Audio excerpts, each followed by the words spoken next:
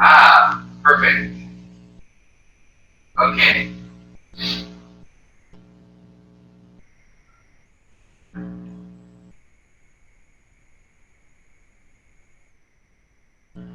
Hello, Sean. Hi. Hi, welcome to Círculo de Pre-Médicos from UPRM. We are happy to have you here, having given Sorry, us. we share a different screen. There. Can we see the Princeton Review logo now? Yes. See it. I can't hear anybody. Okay, Can you Sean, do not you hear us, hear me? Jennifer? Hi, do you hear me? Okay, mine's. Bueno, estamos en Hello? vivo, normal. Hi, do you hear me? Can you hear me on here? Yes, better. Hi, my name is Jennifer Mendoza Marrero. I'm the public relationship. We are so happy to have you here giving this presentation, and I will not bother you anymore. Go ahead. Thank you so much. Can you hear me okay? Escúchame? Yes. Okay, perfecto. And you can see the Princeton Review. And okay, great. Thank you everyone for your patience. We'll make it worth it. Thank you so much for joining us tonight. We put together a very special presentation for you because these are very special times. There's a lot going on, obviously, in the world right now, and with COVID-19. So I want to talk with you all about how that affects the young. And let me do this here. Now, if you don't mind, can everybody just please yourself, I think, and there's a little bit of background noise. And if we do that, it should be good. So a little music there, but all right. So my name is Sean Cricks, and I've been working with the Princeton Review as a teacher, as an MCAT teacher for over 10 years. I teach the cars section of the MCAT, and I think that's the best section of the MCAT. I love it, and it's a lot of fun to outsmart. And on the MCAT, it is the score that has the biggest variance between students because most of you are studying the same biology, chemistry, the fundamental classes, but this measures your cognitive and reasoning skills. So we can give you a few tricks. Another company can give you a few tricks, but really, it's a good way to test you to see how you will reconcile new and old information. I have a bachelor's in English from Rollins College and did my graduate studies there as well in business. And so that's why I only teach cars. And I know absolutely nothing about science. I believe in it. I know these are times right now where people don't believe in science. I believe in it. But I trust the other experts at the Princeton Review. I trust the chemistry professors. I trust the biology professors to know their sections really, really well of the test. We have an individual instructor for each type. But in addition to being an instructor, I'm also the director of marketing. And so I've had the pleasure of helping out thousands of students all over the Southeast, and lucky for me in Puerto Rico as well. And hablo un poco español, pero es feo and elementary, so prefiero inglés. Escucha más inteligente en inglés. So, and I probably said that wrong. So the three things that I'll try not to speak quickly too. I'll try not to speak quickly. So the three things that we will go over tonight are about the MCAT in general, the COVID-19 changes and updates all the way until the latest update 6 days ago, and then how the Princeton Review can help. So the first thing I wanted to do is to give us a little understanding of what kind of grade point averages and what kind of MCAT scores medical schools are looking for. And so I put together the top schools in Florida and the top schools in Puerto Rico. So you might see a school up here that you like and you've been thinking about attending.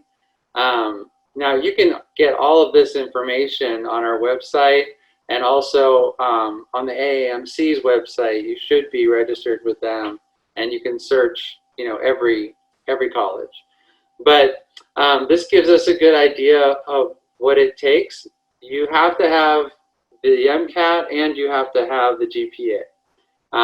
So it's not fair, but unfortunately they're weighed about the same. So you can see, we'll talk a little bit more about what a good score is, what a good score is for you, and what will actually get you into school. But these are averages. So you can see they're up around 510, 515. USF is very competitive. And I want to let you know that since Maria, Florida colleges, Florida public colleges, many of them have offered in-state tuition to students from Puerto Rico. So if you have been considering school over here, stateside, and especially Florida, I encourage you to contact the schools because you might find it in-state tuition. And then schools that you all know well in Puerto Rico, the Ponce School of Medicine, Health and Sciences, San Juan Bautista, and the others. And you can see there's still a really high grade point average. And then the MCAT scores are just averaging a little bit lower. And that doesn't mean the school is not as good. What I've learned over the years is that has more to do with understanding that English is a second language. So, and the MCAT is a timed test in English. So understanding that, you don't need as high of a score to predict a student's success, right? You just need to refine the English a little more, which a lot of medical schools do. So I'm going to go over what to expect during COVID-19 and after, because there will be an after. We will get through this. And all of you on here who go to medical school, I have one request. As the old teacher, please make sure this never happens again. Please go to medical school and please make sure that this never happens to people again, because it shouldn't. But we'll get through it together. And we know everything that the AAMC is doing and everything that we have to do now under these circumstances. So I'm sorry if you already know some of the things at the beginning, but it's good to cover all the bases. So the MCAT is the medical college admissions test. It is required by all US and Canadian schools. Even some schools in the Virgin Islands require it as well.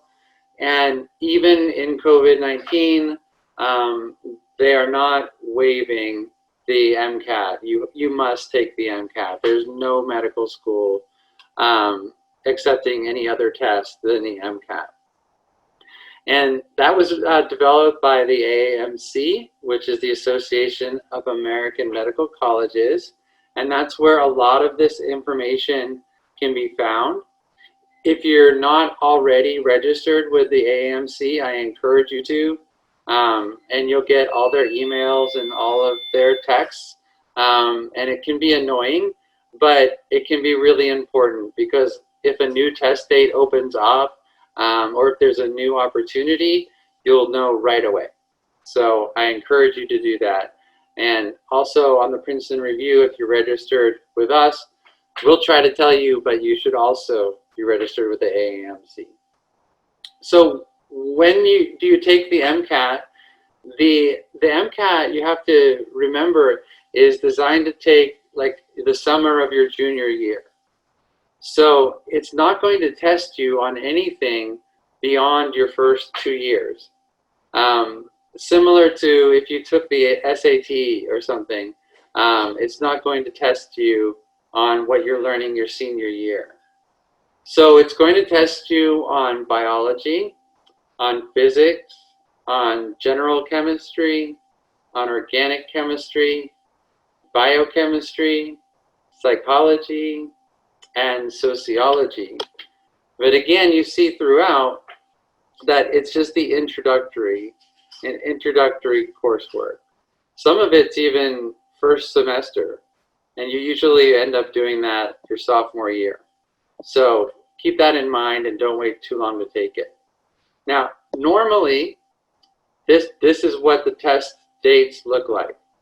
So you can see that they offer a few in January, a few in April, a few in May. You can see where the blue are: June, July, August, September, and then nothing because of the application cycle. Now, things have changed with this, and we'll go over all of that. But one thing that remains the same is that the AAMC is a company, and they do like to make money. So this is an expensive test, is something else I want to tell you. And I want to help you by showing you that you can register early and save money. That you can save, what is it, $55 by registering early, 1 month before the exam. So they label these as a gold zone, but also if you have to change your location or your date, it's good to register early as well. Right now, though, there's no penalties for having to move a date around, and we'll review that. But this is something that you should all be prepared for, is this cost. And when you think about how many times am I going to take the MCAT, you know, the answer should be one and done. But if you can't do it in one, then two. And remember, each time goes on your transcript. So the medical colleges can see each attempt. So you think about that yourself, right? One attempt and you got a great score, super. One attempt, it wasn't so good, the student went and studied, came back, did great. That's a good student. That's still fine. But if the student has to take it 3 or 4 times, then the admissions officer has to wonder why. So, and also for you parents listening, I don't think you want to spend $1,000 on the MCAT for your son or daughter. So keep that in mind. All of that information is available on AAMC. So getting back to what you'll be tested on, we talked about the general categories: biochem, general chemistry, etc. But these are the things that you need to focus on in your classes in those sections. So within the chemical and physical foundations of biological systems, about 30% of it is Gen Chem, 25% is physics, 25% biochem, 15% OChem, 5% bio, and you're going to have 59 questions in 95 minutes. There'll be 10 passage-based sets of questions and 15 freestanding questions. A passage-based question is a passage where they will give you 3 or 4 paragraphs, and then afterward they will ask you several questions about that paragraph. A freestanding question is the stem and the question. So it's like 1 paragraph or 2 sentences and then a question. And there are different strategies for both of those. When you get to cars, yay, my favorite. When you get to cars, then you'll be reasoning beyond the text, and that means like nothing right now, but it will. reasoning within the text. And so reasoning within the text is basically reading comprehension. Reasoning beyond the text is taking what you've read and what you understand and applying that to new information outside of it.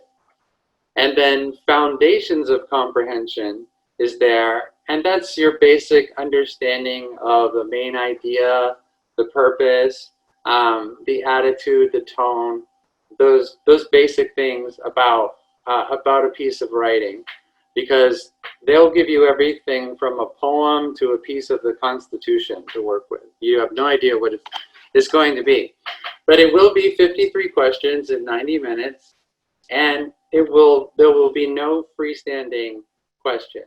So it will all be passages. So you know you'll have 9 passages. You don't know how many questions in the passage, but it's going to be 5 to 7 questions per passage. And then we have our biological and biochemical foundations of living systems. So concentrate really hard on your biology. I don't know if you noticed, but biology keeps coming up. Biology and GChem I see a lot. So a lot of biology, your biochemistry, your general chemistry, your organic chemistry, and you're probably seeing this pattern, and I'll show you the pattern in a few minutes. 59 questions, 95 minutes. Some passage-based questions, some freestanding questions. All the science sections are the same that way. Now this psychological, social, and biological foundations is fairly new. It used to be an essay, and they changed it basically to find out how much you know about psychology and how well you react and understand people. So pay attention in psychology. 65% of it is psychology, 30% is sociology, and 5% is biology. And again, 59 questions in 95 minutes, 10 passages, and then you have your freestanding questions as well. So a little advice when you study for the MCAT, make sure you study for both, for passage-based and for freestanding questions. So some interesting things about the MCAT are that once you take the MCAT, if you have 3 minutes to cancel your score and just walk away. No one will see it, but they won't be reinstated, and you lose the money. The only time you would want to do this is if you were ill or you thought you were going to be able to get through it, and you just absolutely know you just really failed it. And that should hardly ever happen, but you do have it, and I want to tell you about it. Normally, you get your scores a month after the test, and I'm going to show you that's different now, right now. And you have to go through MCAS. So again, it's all AAMC. They rule the medical kingdom. So every medical school you'll apply to, they will already have your MCAT score, and you'll put your application together in that, and pay their processing fees. And as you can see, for each school you apply to, you'll pay another $40. So you want to be focused on which schools that you feel you can really get into.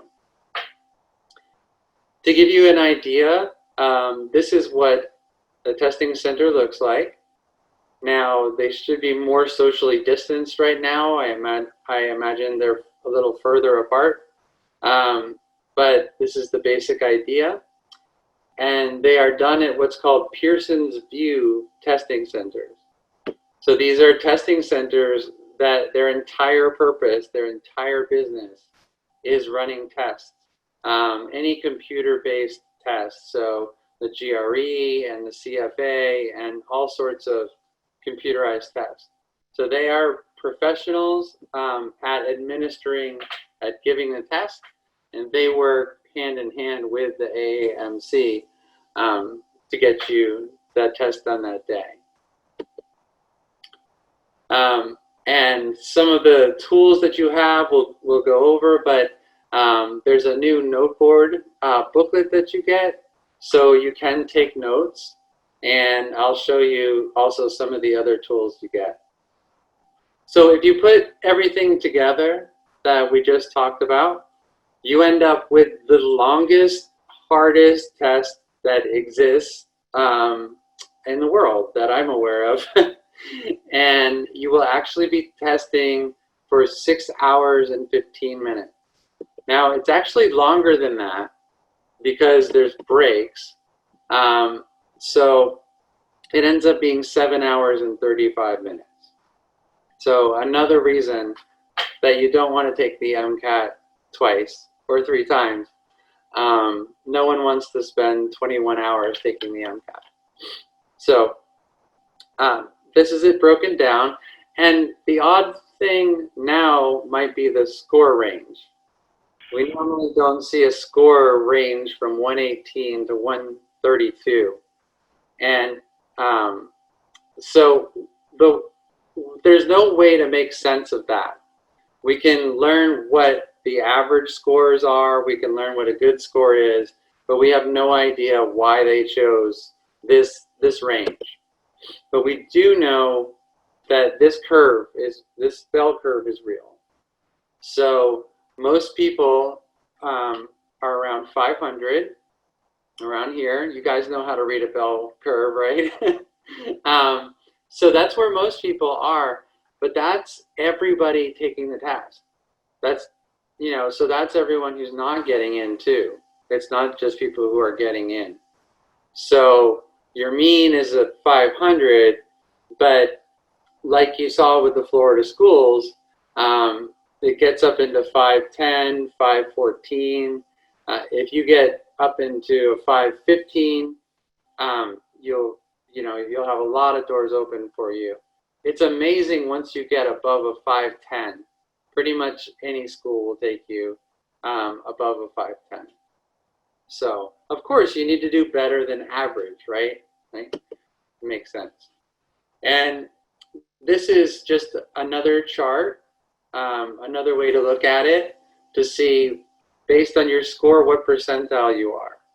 So if I got a 500, then I'm in the 47th percentile, right?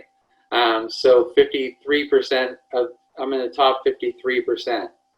But look up here to 510, now you're in the top 20%. Now, I told you there was a big difference between a 510 and a 515. If you're 510, you're in the top 20%. If you're 515, you're in the top 8%. So the difference is huge, and I like to show people this, that each point is, about 3% higher in your rankings, and each time you are competing with every one of the people around you. So you want to have a high percentile. Okay, a lot to go over here with the COVID-19 updates. So many standardized tests have gone online. They've experimented with different things. It did not go well. College Board tried it with the SAT. They tried it with AP exams. They tried it with the AP first because honestly, if the AP failed, that would not be as big of a disaster as the SAT failing. Once that happened, once the AP and the SAT did not do well online, the AAMC said, enough.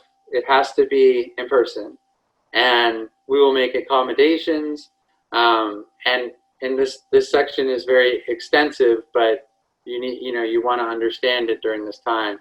So also, they have a really tough attitude about it. They say you're going to be doctors. So you're going to have to walk into possibly dangerous places, and as long as you protect yourself, and as long as they protect you, you should be fine. So they get to say that because it's medical, whereas like business school, you don't really get to say that to them, right? So there's been huge changes. They have, let's start at the beginning here. So the first one is that they've shortened the time that it takes to get your score back. So it's only 2 weeks to get your score back now. And they also shortened the actual test. So the test itself is only 5 hours and 45 minutes right now. And what they say mathematically is that allows them to increase the appointments by 1.5. As you saw, there are not very many appointments for the MCAT, especially in Puerto Rico. So what they're doing is they're not offering more dates. So it's not that it used to be maybe three dates next month. They're adding more times per day when they do give the test. So there's a 6 a.m., then there's like a 1, and then there's, I think, an 8 or 8 p.m. or something. So when you're scheduling, you have to try to get, if you're an early bird gets the worm kind of person, you want to get the early slots. Or if you're late night studier, you want to get the late ones. But there's 3 appointments per day to offer that flexibility for you. Now, also, they are considering, because of course, they're considering local restrictions, local curfews, things like that. So we have to, when you're going to take the test, 10 days before and even days before, you need to be checking their website. They reserve the right to cancel on you as soon as 10 days before your exam. So you really need to watch that and schedule a time if you can. If you think you're going to take it, go ahead and book that time because right now there's no penalty if you have to move your time. So you can take advantage of, for example, if you're a morning person, but there's an evening spot available, take the evening spot and hope that a morning spot opens up. That would be my suggestion. So here's what it looks like now. It's not as bad as far as the 7.5 hours, but being honest, it makes us nervous being out, right? And doing all of this. So you're going to be even extra nervous, and this time is going to still feel like forever.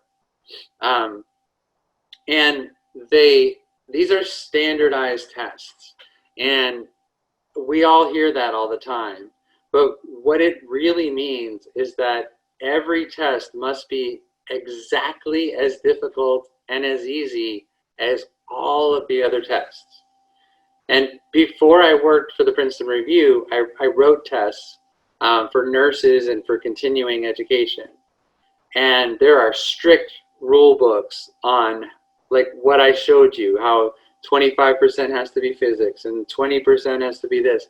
But then also what types of questions they can ask you, the level of difficulty of the questions. That's how you make a test standard. So the AAMC is saying, even though this is shorter, we're going to test just as difficult and on as many different topics. So, for example, perhaps they would have asked you they would have asked you 2 questions on RNA something. Well, now they're only going to ask you 1 question about it, but you still need to know it. Their point is that you will still cover the same amount of material. And I believe them. They would have many, many, many people suing them if this was an easier test. So this is what we're looking at until, as you can see, September 28th, so the end of next month. And it's not looking like it's going to change anytime soon. I wish I could say it was. So when you're practicing for these, you're on the AAMC site, there's free practice tests. Always take free practice tests. On the Princeton Review site, there's free practice tests.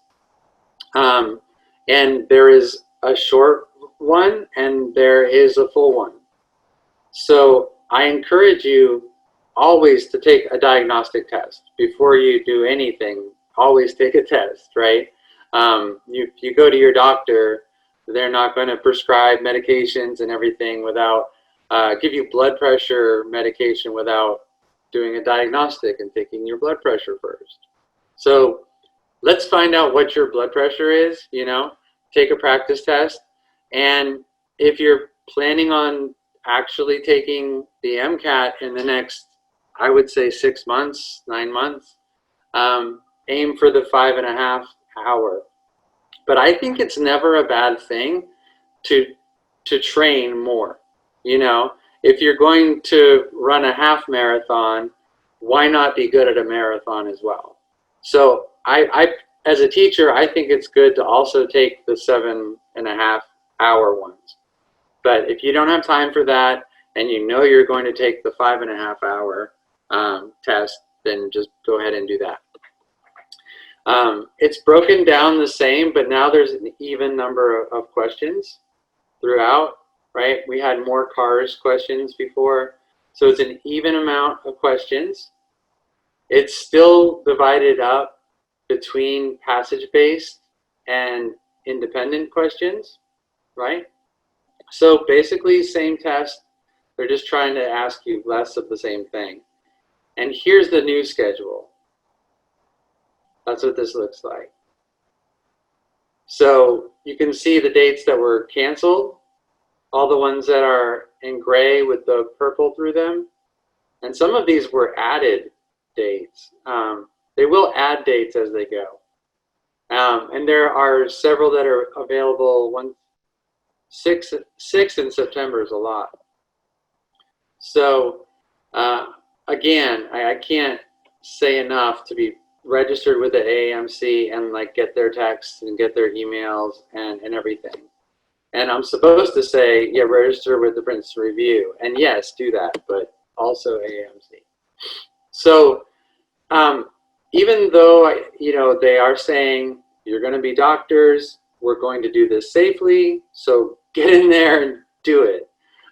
They are taking it seriously, and they do, you know, they do want to take care of your health. So it has resumed. This was published right before they resumed. So there's social distancing. Anything that is in effect in Puerto Rico or where you are, in your city, in your province, whatever the specific laws are, of course, apply to this test as well. But in general, there's social distancing of 6 feet. Masks are mandatory the entire time. That's saying you can bring masks and gloves to the exam is not the right way to say it. You need to bring a mask. You have to have a mask. They'll give you one if you don't, but you shouldn't be walking around at a testing center without a mask anyway. They will have hand sanitizer, bring your own. And they are disinfecting each station, each computer station after the person is done with it. So you'll see in the schedule there's a break. There's like an hour or an hour and a half break between the testing. And a lot of that is so that the testing center can ensure that they've met all the CDC guidelines and local guidelines for making sure that it's safe for the next student who comes in. All right.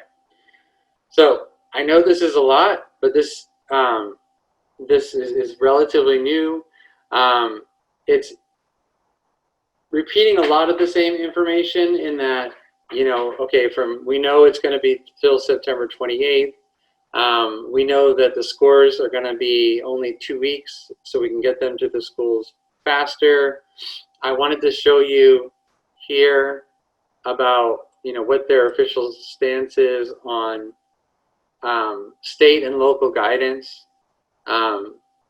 So, like I said, you know, they're following their guidance, but they will also follow whatever is local and be compliant with that. The Pearson Center will be responsible for that. And so here they're telling you that they're hearing a lot of different things from their students. The students have a lot of different needs, and it's very uncertain right now. So they also acknowledge that the demonstrations that are happening are very important. So they want to allow flexibility for that. So you can actually defer your date if you're involved in a demonstration that's happening right now, in a political demonstration. I don't know if you would want to do that, but they, you know, you can, and they respect that, which I think is great. So they're monitoring curfews and safety conditions, like I said, but they can cancel up, you know, up to 10 days, and I think legally even the day before if something happens.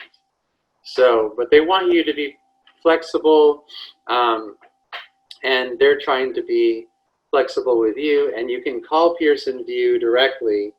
It's hard to get through to the AAMC, but if you call the 800 number for Pearson VUE, you can ask them a lot of details about how they'll be administering your test. So this is their official statement on it, that they have determined that between the two of them, the AAMC and Pearson VUE, that they can deliver the MCAT exam safely and compliant, and they want to assure you again that your health is their top priority. There are a lot of things that this is impacting, okay? If you normally get accommodations, your accommodations may be different that day, right? If you get time and a half on your exam, or if you have physical different abilities, anything like that may be complicated by the COVID-19 situation. So there are direct links. I wanted to give you this one. It's accommodations.aamc.org. And always apply very, very early for any accommodations that you need.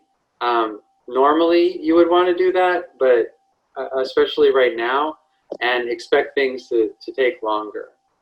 So, and you can generally get the accommodations such as time and a half, double time, unlimited breaks, and then of course, depending on different abilities.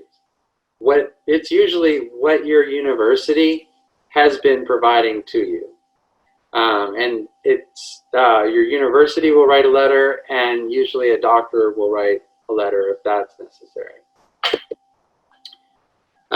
So I wanted to show you that they're trying to give you as much notice as possible, but you're technically at risk, like the whole time that you're, it's a bad way to put it, at risk of cancellation at any time. So they do reserve the right based on public safety or, you know, anything that's happening at that time.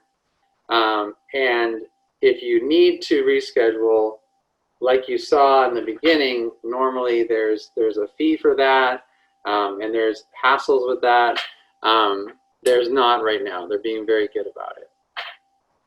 So, and then here they tell you that 10 days in advance of the exam, they will give their official final decision about what they're going to cancel and what they will run. But again, you know, you can see if it gets canceled, you can select a new appointment at no cost, or you can cancel it for a full refund. I would recommend making a new appointment, especially if you've been preparing for it. So they are trying to be flexible with it and get you all in there. So now, okay, that's how the AAMC is handling it. What are the medical colleges doing about it, right? How does this impact you right now if you're applying to medical school? So the truth of it is that every medical school needs students. It needs and wants the best students. And they are also improvising. They are also online. They are also trying to figure out everything that UPR is trying to figure out, that the AMC is trying to figure out. So there are a lot more opportunities right now. There's a lot more like rolling admissions. I've been talking to so many good medical colleges who are much more relaxed right now on their candidates if they know their candidates are taking the exam. There's a lot more colleges that are accepting with scores pending. So I encourage you to put your entire application with the AAMC together and to speak with the schools that are really important to you. Something I recommend after dealing with thousands of students over the years, we're naturally afraid to talk to the advisors and the admissions officers. We look at them like judges, and we're like, oh no, I don't want to stick out, or I don't want to cause trouble. But actually, they enjoy talking with students. It's their job to get as many great students in there as possible and as many students that fit their culture as possible. So a lot are being very flexible. You're going to have to take the MCAT, but they may be really flexible. They may waitlist you. So there's a lot of really good things going on with medical colleges and understanding that. So you're not alone in that. The whole education world right now is feeling the same impact and is working all together to try to keep this working for everyone so that no one loses their momentum right now. And if you want to get, this says right here about subscription status being found. That's again subscribing to the AAMC. So I highly recommend that you do that. So that covers most of the COVID, and I wanted to pause at this point and see if you wanted to ask any questions. I don't know if it's possible, if I can see the chat, or if Jennifer, you wanted to ask me any questions or read me any questions. Right now, we don't have any questions in the chat, and that's a little bit strange. Let me see if someone has a question.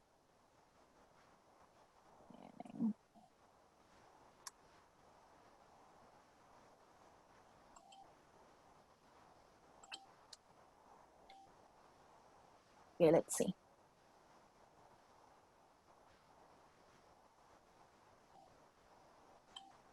Okay, here we have one. Hi, Sean, from Alanis Quiñones. As an instructor for cars, what tips would you recommend to better your score? Well, great question. There's a lot to better your score with cars. The first thing is to read. Read. And the best thing to read, unfortunately, is really boring, like 1920s, 1930s literature. So things like F. Scott Fitzgerald, and the like. Reading things like The Great Gatsby, things like that, unfortunately, really help you with it. But also, what I recommend is reading a lot of articles So if you don't read a lot of English, then reading a lot of articles. And the most important part to the MCAT that I have found with students from the island is this is a speed test. So you're going to have to think in English. It's really difficult. Like I know, because like I can speak some Spanish, but I don't think in Spanish. I have to translate it, and that takes time. So practicing thinking in Spanish, you know, don't be crazy, but talk to yourself, you know, because you'll have to for the whole test. So those are things I would recommend. And then we have strategy sessions that we do. We often do with our partner groups like this. And you can also go on princetonreview.com. And I just did the last two of them where we spend an hour or an hour and a half learning all about cars and tips and tricks and everything. And then also a great way is to just get a Princeton Review book. I'm not trying to sell books. You can get them used online really, really, really cheap. So those are ways I recommend getting started, but definitely getting more and more familiar with the English and processing that, and reading boring old English. It helps a lot. So that's, and the strategy sessions. And there, for everybody here, there are strategy sessions in all the different subjects. So I recommend checking it out. Okay, we have Gabriel Cruz, and he says, usually at what year in college do students opt to take the MCAT? Great question. That kind of leads us into where we are here, what I have up on the screen. But okay, so the way you need to think about the MCAT is, are you going to prepare? And the answer should be yes, right? If it's the Princeton Review or not. So you should be preparing. And I think of preparing for the MCAT as taking 12 to 14 credits of college, right? So the simple, easy answer is the summer of your junior year. I could just say that. But what if you're taking classes the summer of your junior year? What if you're taking 12, 14 credits the summer of your junior year? Adding a course onto that is 24 credit hours. You're not going to be able to do it. And you never want to make your preparing for the MCAT hurt your grade point average, because your grade point average is just as important, maybe like a tiny bit more important than your MCAT score. So, you know, the perfect answer is end of your junior year, the summer before your senior year. But look at what your course load is. Are you taking difficult courses? Are you taking volleyball this semester? Volleyball and yoga? Because if you are, then you should prepare like now while you're taking volleyball and yoga. So when you look at courses for prepping for the MCAT, think of it like you do your courses for school. Think of it 12 to 14 hours. And when you see different schedules, you'll see some of our courses they're all the same, like the same amount of hours. Some of them are 3 weeks long or 4 weeks long. So ask yourself, can I do 12 credits in 4 weeks? Maybe you can. Some of them are 2 months long or 3 months long, right? And you want to make sure that you end your class a week before you test. No more than 2 weeks, because we begin to forget as we go, okay? So that's the simple and the complicated answer. Always think of preparing for the MCAT as an additional studying, like another semester. Okay, we have Alexa Cruz, and she asked, how many months in advance do you recommend studying for in order to achieve about 510?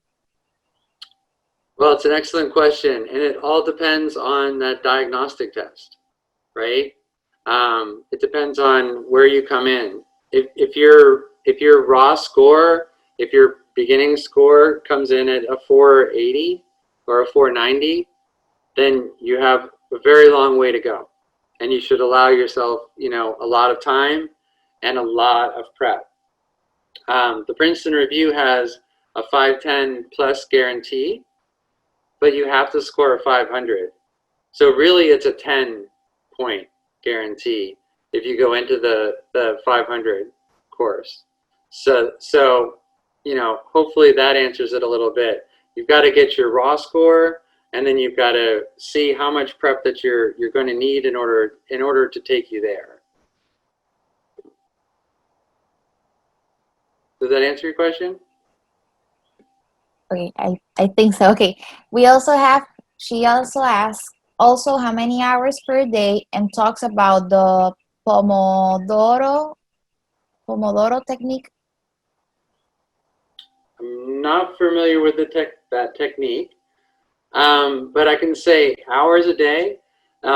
This is very similar to what you do with your studies at university. So what is your schedule? How busy are you? How much time do you have available? You know, how crazy is your life right now, you know, or at the time? So it's a great question, but it's sort of like asking how many hours a day should I study physics?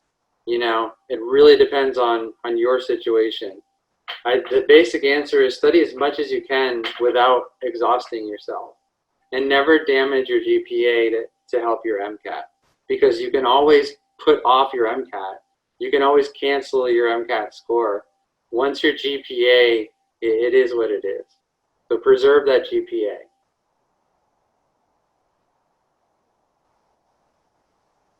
We have Natalie, and she asks, where can we find the diagnostic test? Natalie, so those are available on PrincetonReview.com. I can send the link out to everybody afterward. I'll send it to Jennifer and she can get it out to you. The thing that I recommend to everybody is we have a 30-day try our course for free. And what it does is it gives you the biology course, the self-guided biology course. So that allows you to take a complete diagnostic test. And again, you have the both. You can take the 7.5 hour or the 5 hour and 45 minutes. Then you also have more subject specific diagnostic tests. And then you also can use our website. You can use the tools and drills and stuff and see if our method works for you. And if you don't want to do all that, just so you can sign up for a free practice test, you can do that on AAMC, or you can do it on Princeton Review. I recommend the Princeton Review. I'll show you some screens later that will explain why. Like the AAMC is just going to give you a report, and the Princeton Review will let you break it down, that report, and look at it the way that you want to. But it's available to you. You know, you can go on there and you can take 2 of them this week.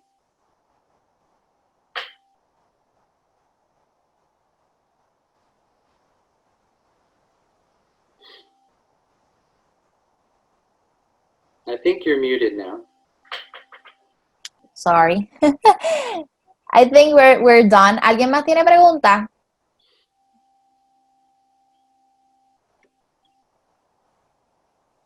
Okay, I think we're done. Great Yes. questions. Everybody's thinking. I love the questions, because everyone's thinking those are how do I do this questions, right? So you're in, and you know you're going to do this and get it done. So again, think about this as another puzzle piece in your life, and yes, prepare for the MCAT, but don't let it take over your life unless you have a period of time where you can do that. You have a month and a half or so where you can only work on that.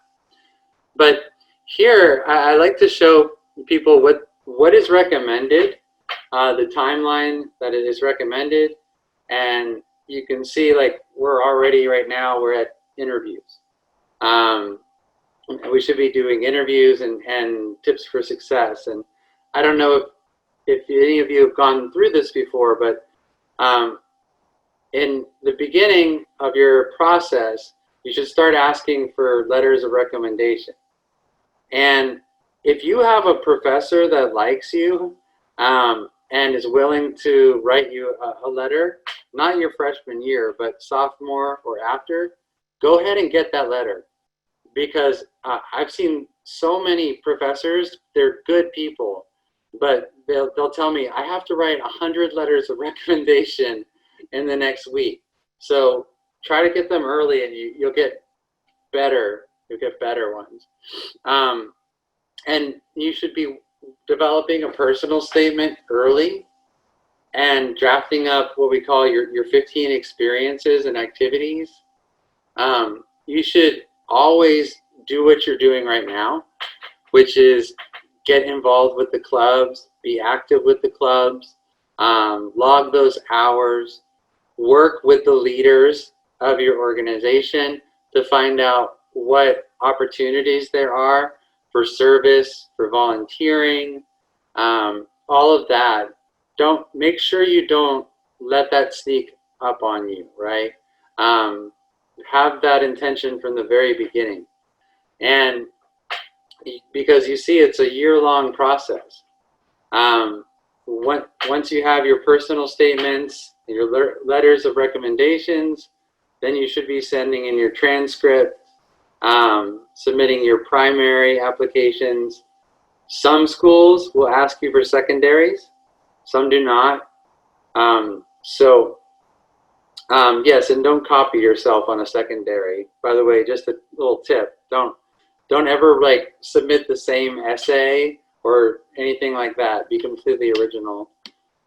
In August through January, you should be interviewing. Now, here's what most students do though. Most people, like the beginning of the year, start drafting, working a little bit on the application here or there, and get their primary in a little bit late, and so they really can't meet the secondaries, or they don't meet the early applications. So I highly recommend that you look at what the AAMC recommends, what the Princeton Review recommends, and start early. Again, like we were talking about time, you don't want to get to a point where you say, oh my gosh, now I have to do everything for my MCAT. You should be working on that the whole time. And you guys are already doing a good job with that. So here it just talks about the different applications. That's cool, you can draw on my board. So you should finalize your list of schools early. And I have some recommendations about that. We recommend that you research and know where you can probably get into. A lot of students I've seen just apply to schools that we call reach schools, right? You might get them, you know, if you get a really, really good score and you have really, really good luck, you might get those schools, but you need to apply to the schools that you know you meet or exceed whatever their standards are, okay? So, you know, don't apply to every school because of their brand name. Everyone's heard of Emory, everyone's heard of Johns Hopkins and everything. That doesn't mean it's the best school for you. So I also want you to think about things like, where do I want to live for 2 to 3 years? You know, the same things you thought about when you were choosing your bachelor's. Do I like to be in a big city? Do I like to be in a small town? You know, like weigh all those factors, but make sure you apply to like 2 schools you're pretty sure you can get into, and then go for it, you know, with one, if Emory's been your dream, you know. but not if you don't make the numbers. That's just a waste of $40. But you want to get that done early. You want to be working with your advisors. The one thing I hear the most from advisors at undergraduate colleges, right, at your schools, is my students won't come to me. My students don't ask me for help. And I'm here to help, and I want to help them. And I go and I do presentations with them, and they're doing these presentations just to tell their students, I'm here. I'm here for you. You know, use my services.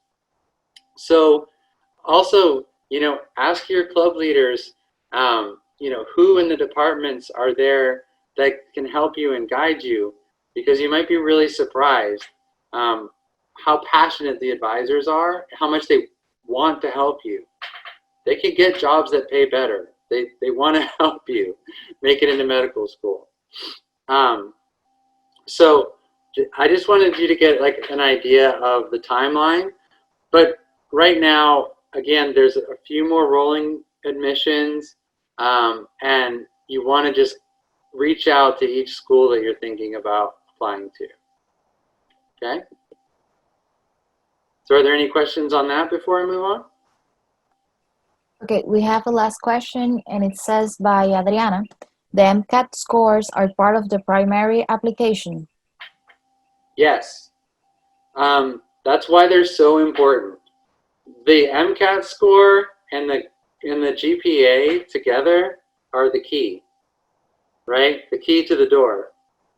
If you don't have a high enough, well, the first thing I showed you was the schools and what they're looking for, what they're originally screening, MCAT GPA, right? If you don't meet that, those numbers, the admissions officers will never see your application. Seriously, they literally won't see it. There will be an automatic letter generated, or an administrator, an assistant, or somebody will send out the form letter to you. So you can have the best volunteer hours and you know, have you know, cured cancer, but they're not going to know that. They're not going to get to it unless you have the MCAT score and the GPA. And you see the two averages, right? I'm going to go back to that real quick, because they work like scales, like the scales of justice. So a lot of slides.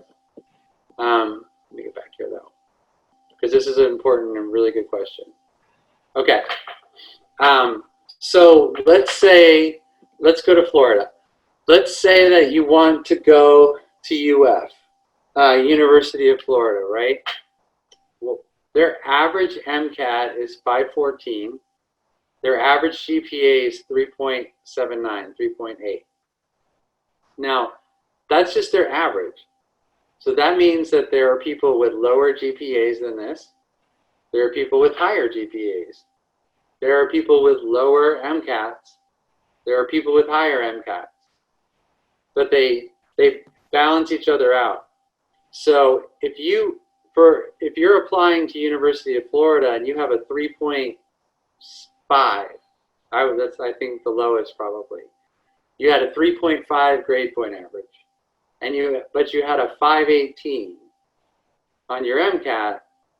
All right, now you're making up for your grade point average, you know, with your MCAT.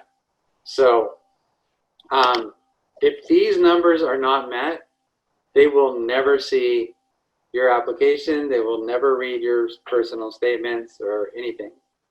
So, yeah, good question. And that's why we have all this. And that's why, like, there's no point in applying to UF. That's really high. I mean, you could be a great student, have a 3.8, get a 510, and you're probably not going to get into UF, but you might get into UCF, which is a great school, or you might get into Bautista, you know. So that's why I ask you to be realistic with it too.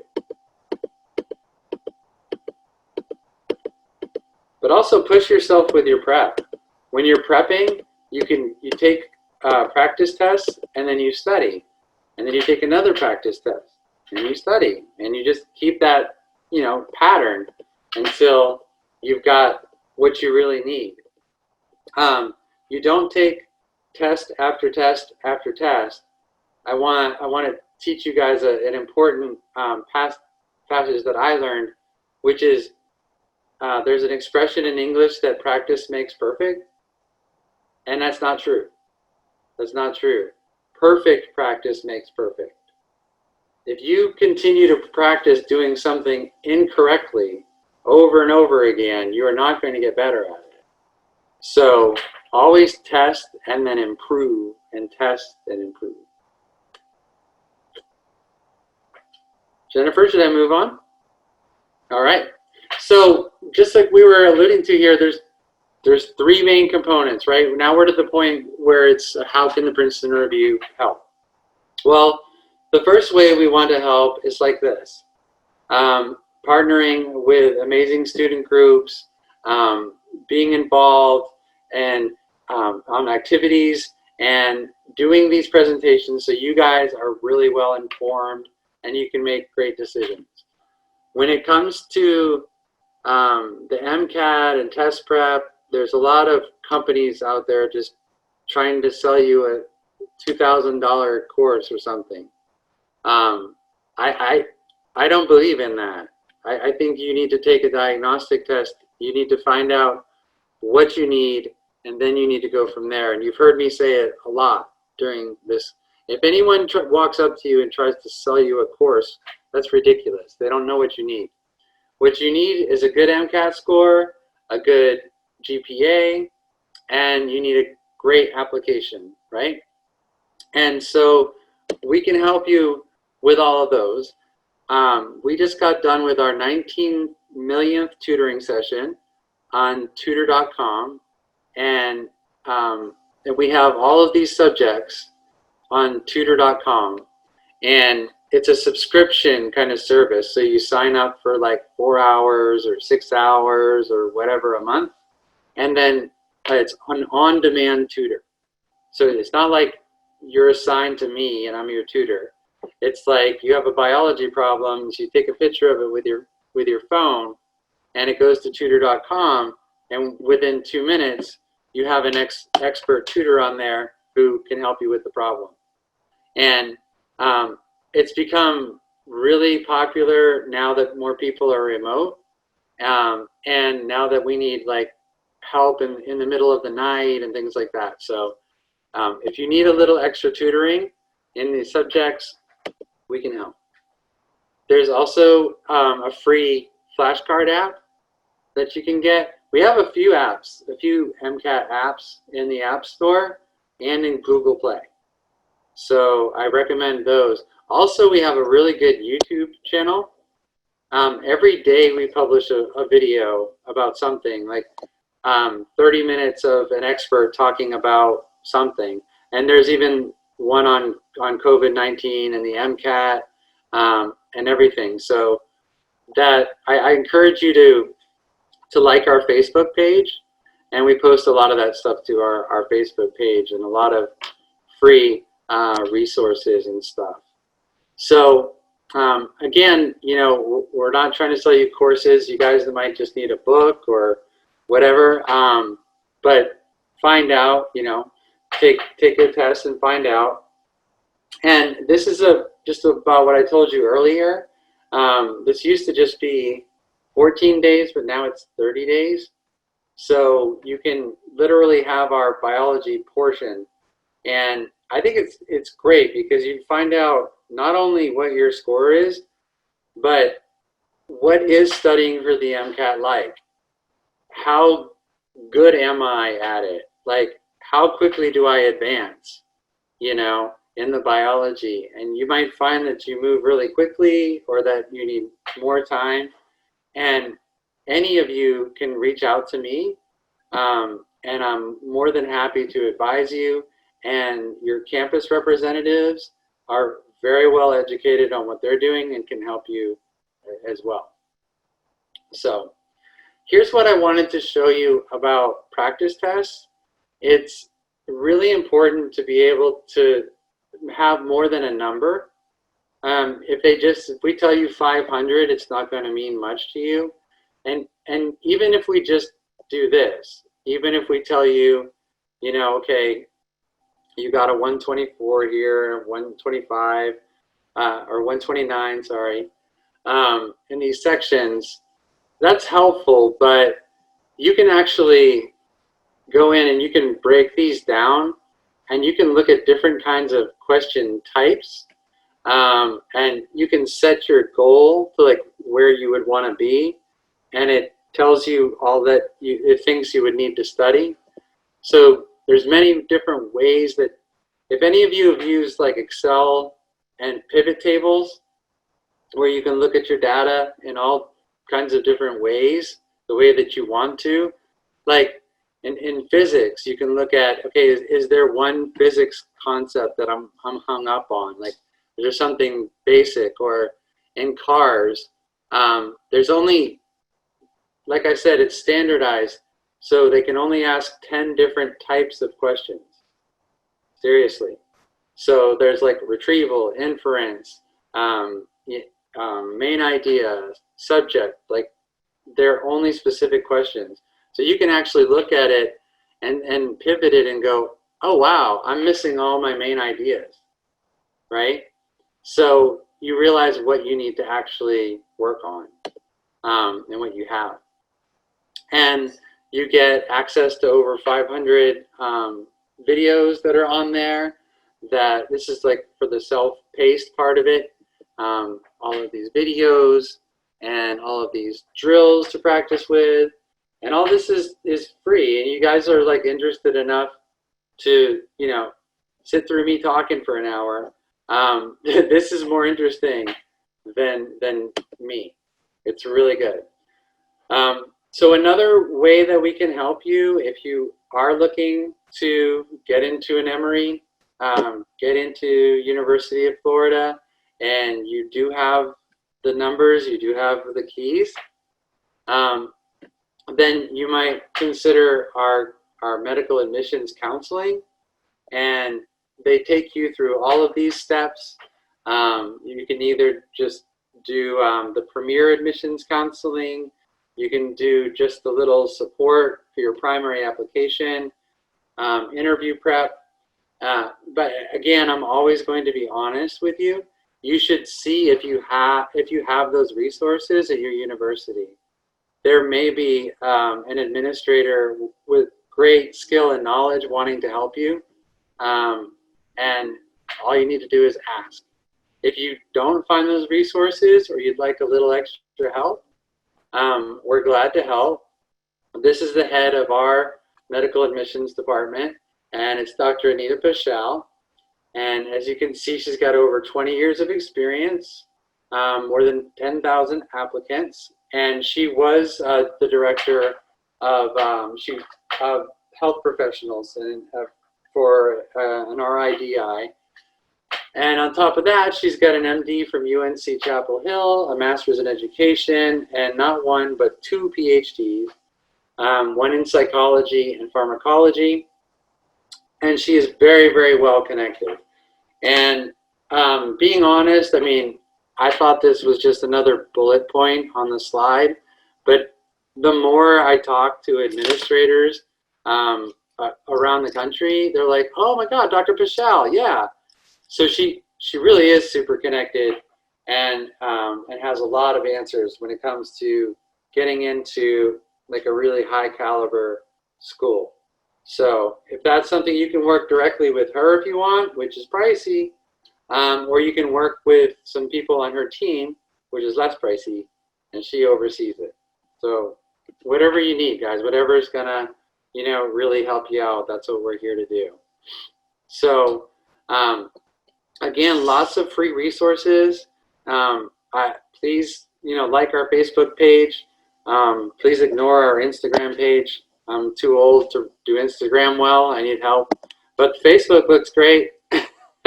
That's where us boomers are. Okay, boomer. And if you want to check out like the homework help or anything, but again, if I want to provide you with my email, and my email is seancrix@review.com. And you can reach out to me with any questions. I love it. I get lots of questions, usually afterward. And we were talking earlier a little bit about cars, and I just want to show you something. I just had this up on my screen, and this is actually a cars workshop that I did. And remember I just told you there's 10 types of questions? Here they are. When you asked about how do you study for cars, and I recommend getting a book, it's because you'll find like these kind of methods in the book, how to use process of elimination, personal order of difficulty, previewing. There's all kinds of things that we can do to make sure that we do well in those sections. So I encourage you all, I do these, I'm glad to do one locally, like just for you guys. I mean, there's almost 200 people on here. I would be happy to do any one that you want. And yeah, you can take a screenshot of that. That's like gold right there. I wrote that. And then what we do, we review that, and then we apply it to different passages as we go through, and we use the different methods, and we talk about why things are wrong and why they're right. So it's a great way to learn about all the different sections. Okay, I have another two questions, and those are the last ones. Okay, Sure. it says, do you know where there are any websites that offer these statistics for MD, PhD programs? You showed something about medical applications, right? Yes. The statistics for what exactly? MD and PhD programs. Yes. The AMC. What is it called? MCAR, I think it's called. Let me see. But the AAMC has every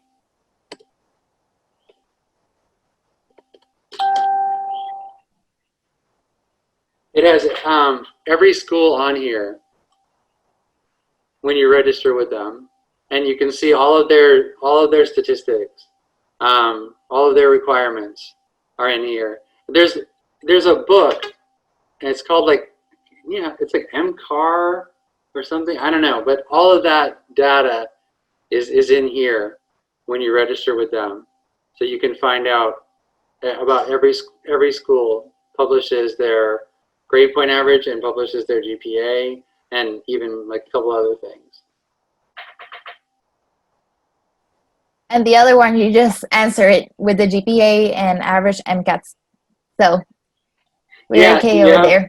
Yeah, they're all different.